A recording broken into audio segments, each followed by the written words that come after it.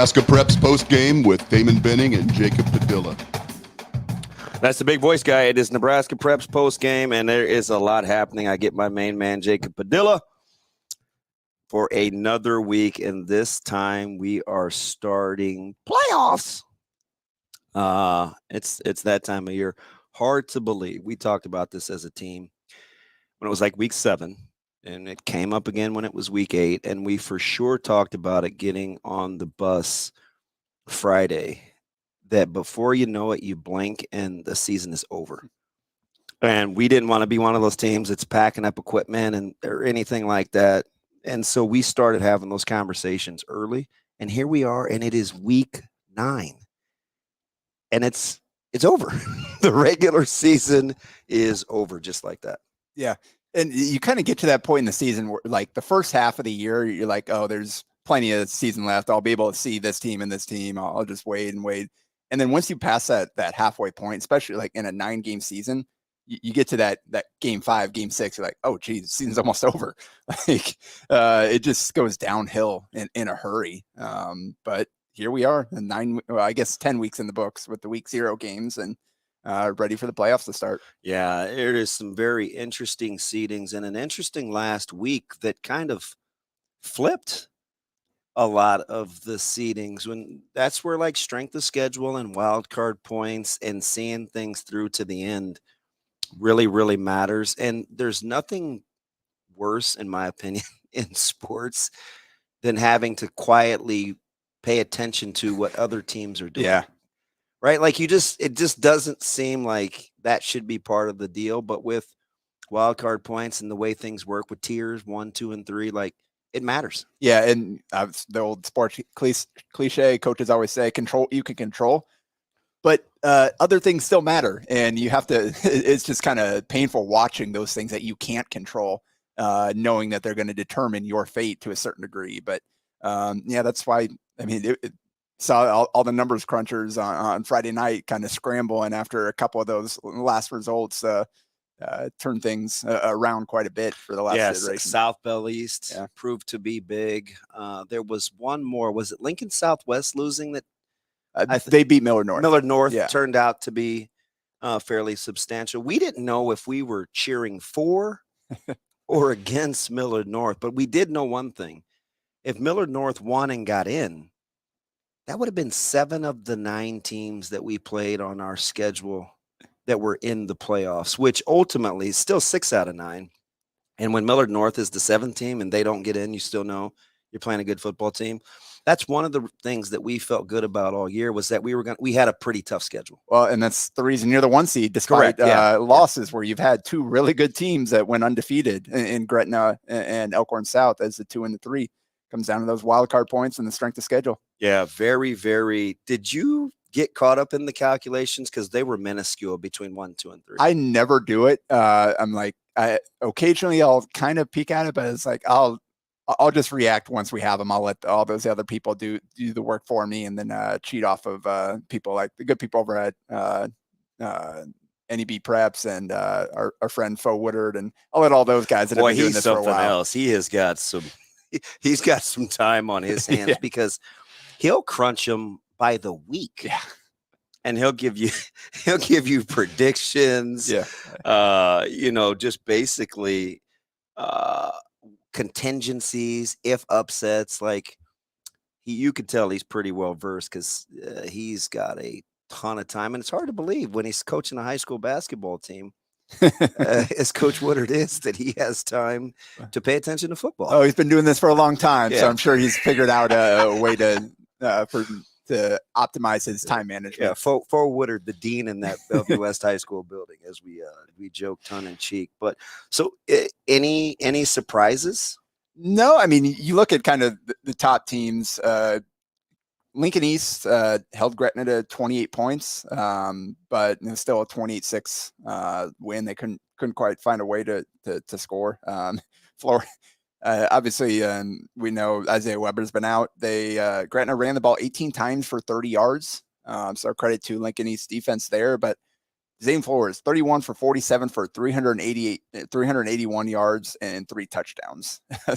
Had a couple of 100-yard receivers in Tyson Boganowski and Blake Moore, who also had an interception on defense. And then Corver Dema kind of had the pick 6 to seal it there, plus 3 sacks, 7 tackles. So just all around solid performance by Gretna. But you gonna looking ahead, like hopefully they're going to need to get that running game going a little bit. Probably you don't want to ask Flores to throw the ball 50 times every single 4 straight weeks. So 2 teams that can play in a similar manner, especially with ground and pound and offensive and defensive line play. Is there anything that's intriguing about the 215 with Gretna and Lincoln Southeast for you?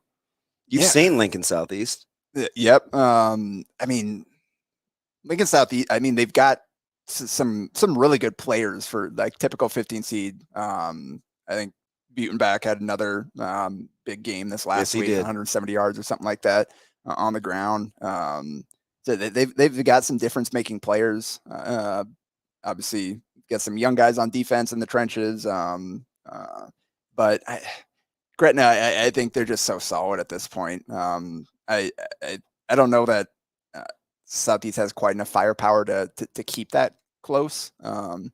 Again, like Lincoln East did about as well as you could to keep up with them and still lost by 3 scores. So I think in East is probably somewhat comparable to Southeast just based on results and how the season went. It's funny you bring that up because there's 3 district champs who have less than 42 wild card points, which you don't see a ton, right? Millard South finished as the district champs with 40 wild card points, but in their district is 5-4 Lincoln East, 4-5 Lincoln North Star, 4-5 Lincoln High, and 1-8 Columbus. You jump down to District 4. As tough as Creighton Prep's schedule was early, right? We talked about like they could easily be 1-2 or 1-3, and it wouldn't surprise anybody, right? Well, maybe Prep. I stand corrected. So they finished with 40.6, but in their district, 4-5 Papiola Vista, who in my opinion is not a normal 16, 2-7 Burke, 3-6 Benson, 1-8 Central. It really, really hurts. And then you jump all the way down to the aforementioned Lincoln, another Lincoln school with Southeast and Southwest.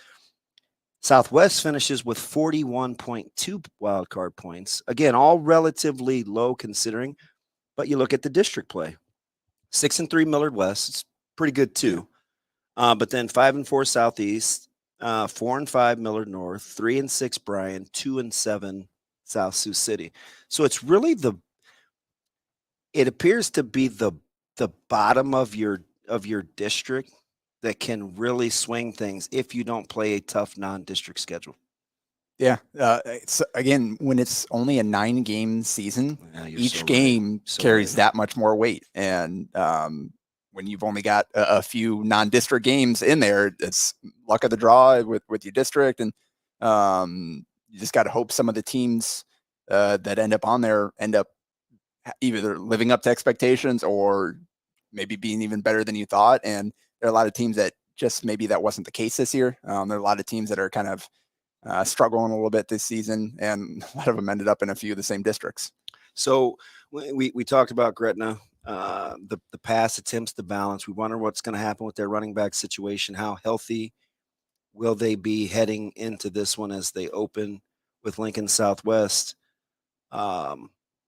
About what you thought for this Gretna team this year with Flores and company, losing a great player like Roll, having some other guys have to step up. You lost, your running back situation will be interesting with Weber and what happens going forward there. But do you like this team's ability to having kind of the next man up mentality? Their culture reigns supreme. Definitely. And they've had a lot of guys that have stepped up and play. I mean, they've controlled a lot of games, so they've gotten a chance to get reps for a lot of guys. Yeah, absolutely. I mean, how many? We had a few games there where Weber was on an absolute roll, multiple 100-yard games in a row. But they also had a few games, especially in the season, where you had a bunch of different guys, like 3, 4, 5, 6, 7 different guys getting 2, 3, 4, 5 carries in the backfield.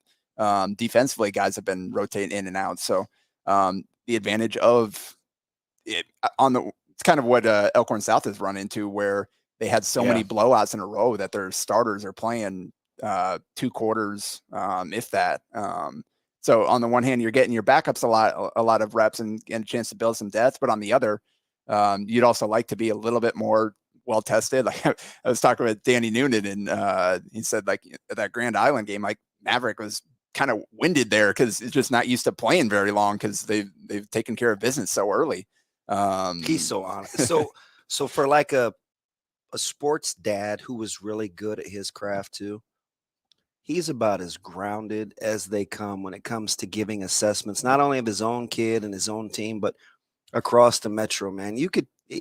I enjoy talking to him. I kind of was picking his brain for the last 3 or 4 years, and I really enjoy Noonan.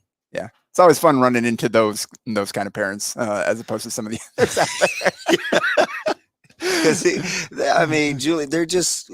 I mean, you could just tell good stock, right? Yeah. I mean, with Alec and Maverick and just the way that they approach it. And that was a game that I went to on Friday. Obviously, we were kind of building up towards that Elkhorn South Omaha North game. Lost a lot of luster when North lost to Grand Island the week before, and then North just wasn't able to. Just so many things went wrong on both sides of the ball.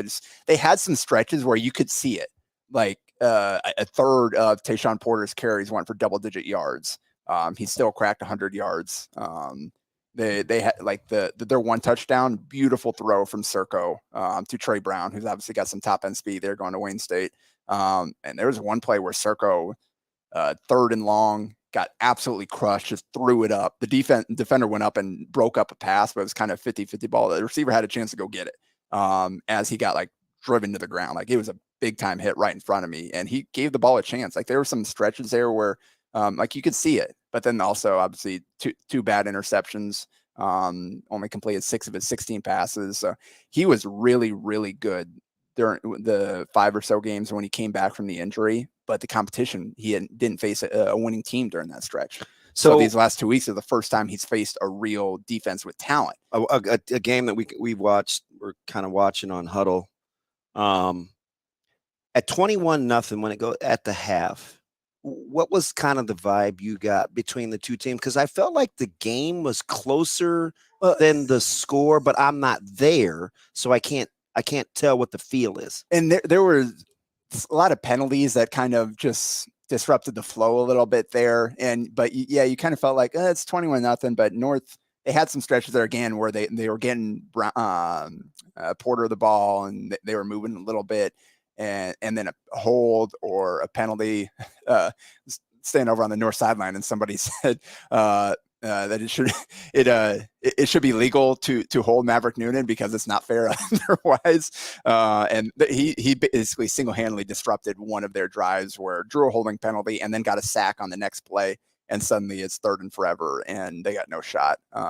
Enough to discern as you're watching a game in the trenches between a Prohaska, a Noonan, Sarius Henderson, Ryan Terry, or excuse me, Tyson Terry, Ty Stewart, like clear advantage for Elkhorn South, or did you think that some of those horses up front for North, like what's the difference in your opinion right now between like a Maverick Noonan and a Tyson Terry? Obviously different positions a little bit, but both guys dabbling more into playing both ways. Yeah. One's quite a bit older than the other. I will say, Noah Bustard, a great player. He had a great game. He's their my opinion. He's their unsung hero. Yeah. He is way good. He was the one that delivered that crushing blow on Serco that I mentioned. He also had a sack. Heard his name a few times there. Tyler Stewart, he made a few plays. I heard his name as well. Had broken up a pass at the line, had a couple of nice tackles or whatever. But just kind of the whole unit. You didn't hear. There's one splash play for Tyson Terry ended up there was a penalty on the play, so Elkhorn or North stopped Elkhorn South in the goal in the red zone on 3rd down twice, penalties both times, gave him another shot, and then finally on the 3rd down, Carson Ronner took it in himself. That was a big play there because like if you get that stop, hold them to a field goal there, maybe something happens. maybe they go for it and you stop them. Like then you're feeling good about yourself. You got a chance here. They had those positive plays wiped away. I think that really hurt, and then to give up the score. And then you said 21-0, still like, well, this isn't necessarily complete. Like if North can just get one play here, get themselves going a little bit, Cole and Ballard then first play question of the second half, 84 yards, just his ability to find the hole, plant, and go, the breakaway speed, and then his balance. That's the thing. It's his best attribute. Yeah. He's been that way his entire life. Playing against him as a young kid, his balance is exceptional. And that run, like, so 84 yards, like broke away from everybody. There's one defender, gives him just kind of slight hesitation, just enough to squeeze by him, and then tightrope the last 10 yards up the sideline into the end zone without stepping out. Like it was just a phenomenal run. And man, he is really good. And he was quiet in the first half. Only had like 9 carries for 38 yards. And then his next 2 carries were for 84 and a touchdown, and I believe 45 and a touchdown. So game over there. And he, congrats to Cole Ballard, led Class A in touchdowns with 31. I believe it was between punts, reception. I think he had 33. Sorry, he added 2 more in this last one, so he was at 31. But 2 punt return touchdowns, I believe, 4 receiving touchdowns, and then the rest all on the ground. 27 rushing touchdowns. And again, we talked about how little that he's been playing. Most games he's been done by halftime. Yeah. And even in this game, he only carried the ball 12 times. So you look at some of the other leading backs in the state, he's got 30, 40, 50 carries less because of their schedule, the way he's played out, and still led the state or led the class in touchdowns. Now the trade-off for being a 3 seed, and they're at home until the semis potentially. So I don't think they're terribly upset about that, and I don't want to speak for them, but the trade-off was their health. They're one of the few teams that has not really had to overcome a major injury. Like some of the aforementioned top 5 teams in the state. They have remained extremely healthy, which is always critical at this time of the year. Absolutely. And you look at it, because they've got all their pieces. They've got a dynamic running back. Jackson Moore-Swan can go up and like the first touchdown, he just torched the guy off the line, threw him. Nice throw from Ronner. Second one, jump ball, he just went up and mossed the kid. Like I thought it was going to be picked. And somehow like they both went down to the ground, and Jackson jumped up and tossed the ball to the refs. Like, oh, okay then. So like that's the guy. Like you look at his stats aren't eye popping this season because they don't have to throw it much because of how well they can run it and the blowout situations or whatever. But any given game, he can go torch a DB. That's a really nice weapon to have. So and then defense, we talked about that front. And they just so tough to go against. Like that's the same thing with Gretna, that defensive front in high school. Like if you've got a game wrecking defensive lineman up front in the middle, especially with all the running offenses or whatever, if you can't run, then that life gets really difficult for you. And they've got the kind of line that can make life really difficult for anyone they play. One of the things that the top 3 seeds have in common is defensive line play with J.Q. Osler and Campbell at Westside. You've got Bustard, Prohaska, obviously Maverick Noonan at Elkhorn South, and Damon, Mason Goldman and company at Gretna. The D-line play is it's at a high level for those 3 schools. No doubt. And that's why they're the top 3 seeds. You got really good quarterback play. You got great running backs, and you got a fierce defensive front line. That is a winning recipe in football at any level, but especially in high school.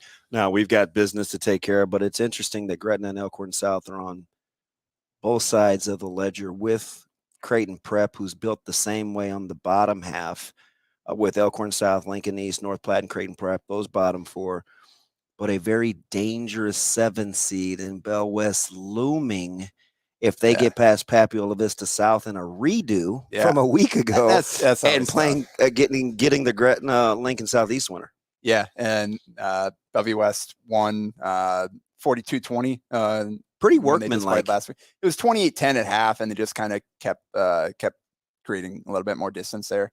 They didn't not a whole lot on the ground. Gio Contreras didn't play. They got Charlie Gewinner back, who got hurt in the season big opener. Deal. Yeah, that's from a collarbone. Happy for him that he was able to get back out there, because basically first play of your season to go down, that's brutal. So happy to see him back out there. But don't think I'm not doing that math in my head. 2 weeks removed. Can Westside hang on 2 more weeks?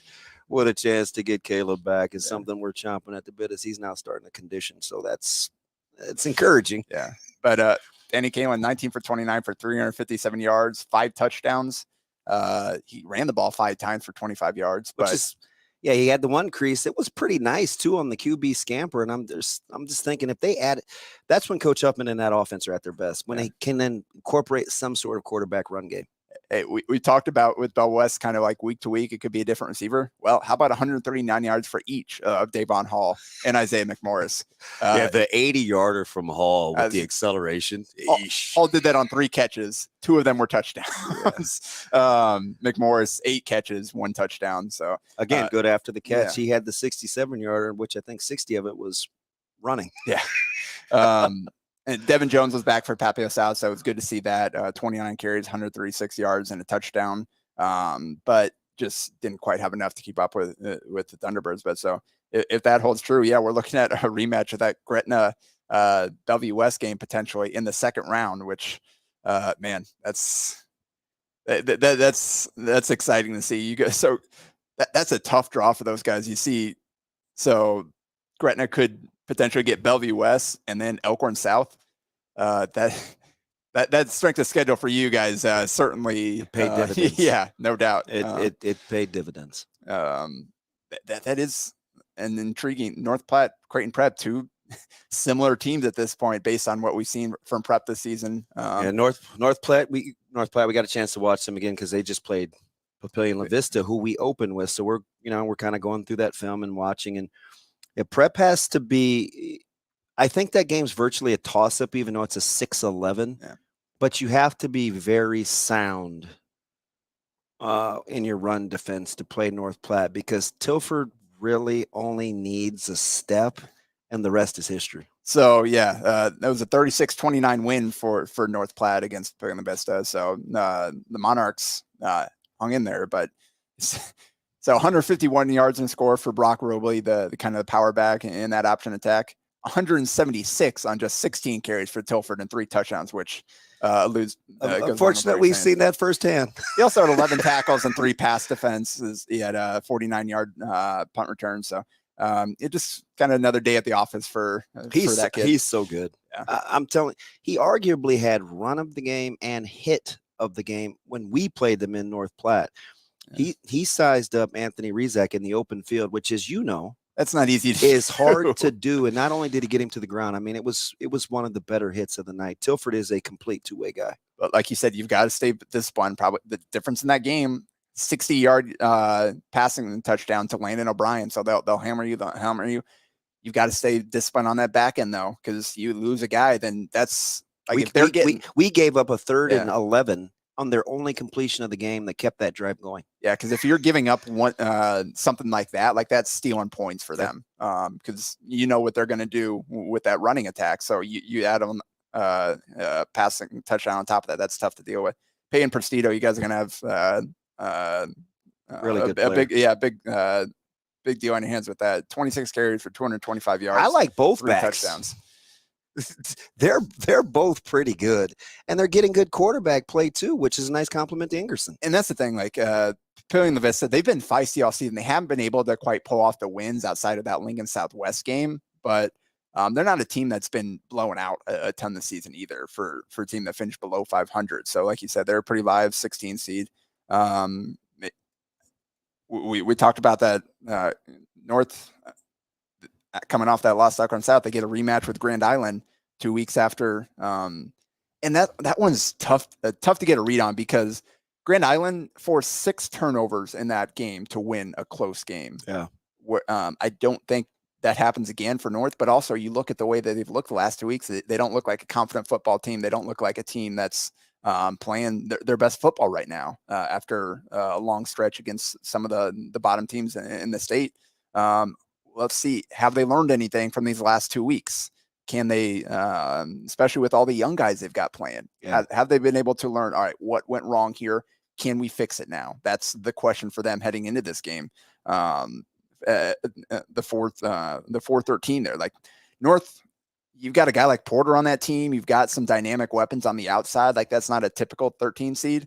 But at the same time, they haven't been playing, I think, up to their talent level the last 2 weeks against some really good teams. So question is, can they learn from that? Can they fix those mistakes? Because they've got the ability to certainly win that game. Before we move off of that half of the bracket, Gretna Southeast, Bellevue West, Papio South, Elkhorn South versus Lincoln East, North Platte, Creighton Prep. Any upsets in your opinion in that one? If you want to call North Platte, Creighton Prep an upset, but is there a lower seed that you believe advances? On that half of the bracket, that would be the one that I'm looking at. And they're both 6-3. Again, similar teams, really run heavy teams. The question is Marty Brown's health. I feel good about Prep probably getting that one if Sharmar Brown can play.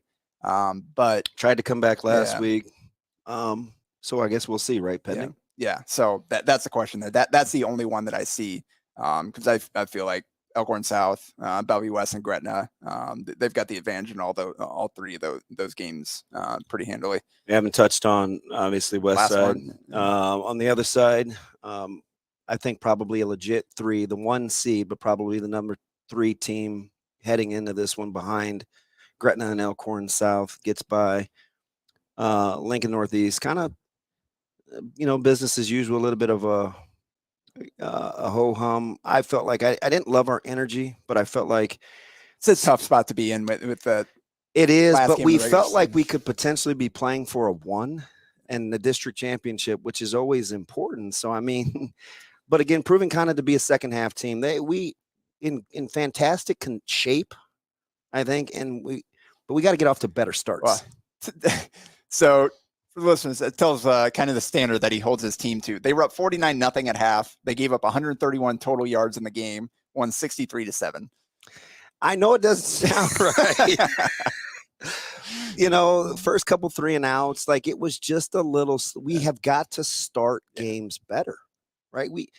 How many times we've gone in at the half trailing? Well, that's what got you in trouble against Millard South. Yeah. Took that to overtime, falling behind 14-0. Got us against North Platte. Yeah. We had to come back from behind against Bellevue West. Like at some point, it's you got to have the rooster mentality. We got to get up early. Yeah. So we mentioned West Side, Padilla Vista. The 8-9, the other side over there on that bracket is Lincoln Southwest against Millard West. I think two pretty similar teams that have kind of been in and out of the fringe back end of the top 10 all season long. Got some good wins, but also some like what happened there games. What are you looking forward to seeing in that one? Well, is Mr. Jackson over at Millard West, who isn't a secret to those, or Williams, I should say, Jackson Williams yeah. You can call him Mr. Jackson. Yeah. Isn't a secret to his opponents, but I think is a well-kept secret within the state. Can Southwest contain him? Because he, on Friday night, will be the most dynamic player on the field, and I'm not sure it's close. He is an absolute handful, both receiving and in special teams. Yeah. And Southwest earned that seed, pulling off the win against Millard North in the final regular season game. It was 28-all after 3 quarters, and then Southwest just controlled the fourth quarter, 14-0 to win that 42-28. Kyle Newell, another 100-yard rushing game. We've talked about some of the best backs in the state. He's quietly been right up there in terms of the production that he's given them all season long. Seems like every game that I've seen, he's over 100 yards. But Millard North, just the back end, just did not hold up. 8 of 11 passing for Colin Fritton for 250 yards and 5 touchdowns. He also ran a touchdown in. So 6 total touchdowns for their quarterback there on just 22 touches. It's a pretty good ratio there. Jack Batista, 4 catches, 118 yards and 3 scores. And then Jackson Carpenter, 3 catches for 118 yards and 2 touchdowns. So really, they had 2 guys you had to guard, and Millard North couldn't do it. And how about this? Not as bad as running it right back like Papio La Vista South and Bellevue West, but Lincoln Southwest gave up the 14 unanswered in the fourth to Millard West 2 weeks ago. And that one, the Silverhawks feel got away from them as they lost 27-23 in a game in which they led for 3.5 quarters. They get a chance to run it back just 2 weeks later in a playoff opener. See, that's the thing. Like you look at the Bellevue West and Papua and the Vista South. You don't like seeing back-to-back games back-to-back where it was kind of one team controlled it throughout. But games like this and the Grand Island North game where there's some revenge on the mind there. It's recent, but you had a week kind of go figure some things out. Yeah. And close games, competitive, like those got a chance to be 2 of the best games of the first round for sure. Slight advantage to Millard West. It is the Jackson Williams factor, but that was a game early that Southwest controlled. They just had no answer for Jackson Williams late. We'll see who's learned their lesson. Can they neutralize Jackson Williams, and can Southwest not get away from the game plan like what happened to him in the fourth quarter like 2 weeks ago? Then the last one on before we kind of speed through some of the others, Kearney against Millard South. That's an intriguing one as well. Millard South, not typical 12 seed. No, extremely dangerous. And how about this? 2 teams with head coaches that do a very good job understanding formation and how to get their guys the balls in space. They're very good at dialing up plays for their playmakers. Yeah. And Millard South closed out the regular season 34-14 win against Lincoln High. Again, Camden Kozel doing most of the damage, counted for most of the yards, 202 yards passing, 4 touchdowns, 78 yards rushing, and a touchdown. Yeah, Lance Rucker and Brock Murtaugh making plays on both sides of the ball. And Murtaugh had an interception and a receiving touchdown. Rucker had 2 touchdowns, 2.5 tackles for loss. So that's that pretty much that trio right there is going to determine how far Millard South goes. And with Kozel at quarterback, they've got a chance to really pull off an upset here against a Kearney team that's been solid all season long. Yeah. And finished 7-2 as the 5 seed coming in. No matter what happens moving forward, to put together the season that they did coming into the year, again, with one varsity starter back, like one of the better, and he's fantastic, right? Coach Cool is pretty amazing. We know this. He's played in multiple state championship games and has won one back in, I think it was 06, 07.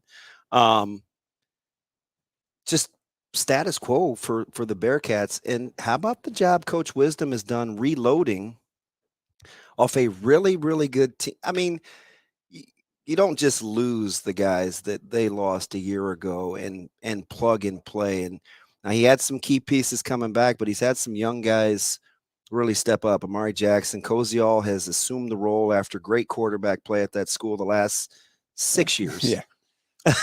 Urban, and Stanger, and now Kozel. Yeah, like that school is just they found a way. They're always close. Is this one of those years where you feel like they could make a run there? They're going to have to find a way to run the ball better. I don't know if they can make a living in 3-by-1 and with quick game and hoping Amari Jackson can make plays. But Koziol is always going to give you a chance because he's played in a lot of big games, not always in football, but you can tell he's a big-time competitor, and the moment is never too big for him. I give the advantage there to Millard South just because of Koziol. I would as well. Quickly turn the page, Class B. Last week of the regular season, favorites took care of business like they have all season long. You saw some upsets it's 8-7 and 10-9 in the previous coaches rankings there. So 2 really good games at the bottom of the rankings, but a whole lot to a whole little for the top half there. And Elkhorn North, good 27-26 win over Blair to finish 6-3. Blair finishes 5-4. That moved Elkhorn North, and they got the 9 seed there. Yeah, how about that as a doozy? Blair got the 11 with Pius and Elkhorn North. Yeah, I mean, just like you'd think an 8-9 should be. Yeah, that one's going to be a good one. And then York pulled off the win over Grand Island Northwest, 24-21 there, with the game-winning touchdown catch by Chase Wiegert with 1:27 left. GI Northwest had a chance for a 41-yard field goal as time expired and couldn't get to go. Seeing Northwest as a 13 almost doesn't seem right, does it? It doesn't that seem They've had a little low weird for season. them? They've had a weird season, but they did finish 4-5. That makes sense. But they seem like they're a more dangerous team than that. Definitely, they've got a quarterback that can light it up like they typically do, and got some good players there. But they just haven't. They've been in some tough matchups. They've faced some good teams. They just haven't found a way to win some games. But Bennington, I mean, what can you say? They're obviously the 9-0, 52-14 win over Elkhorn Mount Michael. 178 yards for Nick Colvert on the ground. Trey Bird was really good again. They get Beatrice, the 16 seed in the first round, and then the Pius Elkhorn North is winner. We'll be awaiting that one. Potentially, do you like Scottsbluff and Scott in the second round, or Elkhorn and Waverly, which seem like they always play meaningful games in the postseason? Yeah. That would be that's the 4-5 and the 3-6. Yeah. So the 4-5. So Bennington moves on. They'll get the winner of that Pius Elkhorn North, and then it'll be Waverly Elkhorn most likely if seedings hold the form there. And again, that should be a great game there. We've seen both those teams have similar-ish seasons. They've been not quite hanging with those top teams, but they've firmly established themselves in that next tier throughout the season. Waverly coming off the not playing this past week because of the schedule. And Elkhorn 59-19 win over Westview. So neither one of those teams were tested here. The last game of the regular season, we'll see that GI Northwest we talked about. They're a live 13 seed. They're capable, but they've got to show that they can actually go win a game more than just kind of scare you. And Norris is a 12 seed for Waverly in the first round. And then you mentioned Scott there at the 6. They played Gross 41-14. It just seems like Scott. It just seems like they're a tier below the other, like the top 5 right now. They've kind of showed they put together some strong play for a few weeks there to kind of establish themselves as that 6. But then here, the last chance against one of the top teams in the regular season, and it kind of went the same way that it had against the other top teams. So Scott's got to show that they're more capable than what they've shown thus far. They haven't played Scottsbluff. That's one of those top teams that they haven't played, I believe. They played Bennington, Gross, and Elkhorn, right? Yeah. We'll see. The Scottsbluff is the 3, like you said, 8-1, only lost to North Platte in Class A. They get Platt Smith in the first round. And then Scott gets Blair, the 11 seed again, who we like the quarterback play there. We like the start they got off to, but they finished 5-4. And losing that one late to Elkhorn North. Josh Basilovic, 159 yards and 4 touchdowns passing, 166 yards on the ground. It's a one-man show out there for Elkhorn North. But he's done it well. And then the bottom of that bracket there is York as the 7 seed against Seward. And we talked about kind of the win and thoughts out to Dalton Snodgrass, who got hurt in the first half. He tweeted out that he was all good. I don't know what that means necessarily, but for him to respond and reply back for folks wishing him well, he says, "Hey, I'm all good." And it was good to read, regardless of the impact that he can have coming up this week. Yeah, and credit to the Dukes for kind of bouncing back in that win, and they'll get Seward in the first round, and then Gross gets Elkhorn Mount Michael as 15 seed. So I don't see. Not sure I see any upsets there in the first round in B. I mean, that's kind of what we've seen all season long. I'd probably take all the favorites there. That Scott Blair is kind of the one intriguing one, just based on the way neither one of those teams, I think, is playing their best football right now. Yeah. But one of them has to win. So that's probably the one that I'm looking at. Otherwise, I think I'd take all the favorites, the upper seeds in Class B. Hey, let's jump down to C1 real quick, because I got to get your thoughts on teams like Ashland Greenwood being a 4 and what you think potentially, figure they'll light the scoreboard up, but a potential matchup in the second round for Ron Colley and Aurora, right? Like, that one to me is interesting because Ashland Greenwood beat Ron Colley in a grudger 13-9, to close that one out. But do you see anything there other than it seems weird to see Ashland Greenwood a 4? Well, I mean, credit to McCook. They went out there and took care of business with their schedule, went 9-0 to steal that 3 seed. Obviously, we know the top 2 are Aurora and Pierce. They've been that way all season long. I think that's what was expected going into the season. So wire to wire, 1 and 2 there. So that 3rd seed was probably the one that was up for grabs, and credit to McCook for going out and earning it. They went 9-0. They passed the tests that came up on their schedule, and they'll get the 14th seed Broken Bow in the first round. He said Ashland Greenwood 8-1. That one loss coming to number 1 there, so no shame in that. And they've got to have some confidence from playing Roncalli a couple weeks ago, before they hammered Concordia last week. And you got to think to yourself, if you're McCook, Ashland Greenwood, or let's say potentially Roncalli, who's dangerous, who do you think has the most confidence if we take out what we've been saying all season long of this collision course, Pierce and Aurora? Did you think McCook? I'm sure. I think Ashland Greenwood probably feel like, you look at Aurora's done this season. Ashland Greenwood, it was at 33-14. Yeah. That's probably the closest game that Aurora has. I think played it all is 19. long. I think it is.